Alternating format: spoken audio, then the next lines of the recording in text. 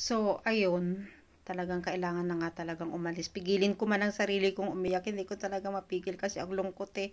Nakakalungkot talaga actually noong dumating kami dito, itong bahay na to, ang daming sira.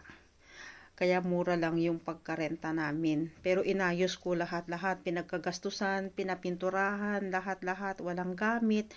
Nag-provide kami ng mga gamit, pero ngayon, hindi ko alam kung paano patatanggalin tong mga gamit na to dahil kailangang ibasiyo, kailangang tanggalin lahat ang mga gamit. So, pagdating doon sa kabilang bahay, ang daming dapat buhatin, yung mga washing machine, yung mga oven, dalawang freezer, hindi ko alam kung paano magkukuha ako ng ng mudansa, yung maglilipat bahay ba. Pero ang mga tao, syempre, kailangang magbuhat pababa ng hagdanan dahil walang elevator.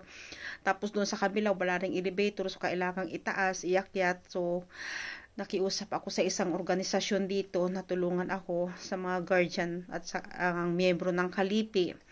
Sana bukas nga ay maganda yung paglilipat nila. Tawa ng Diyos.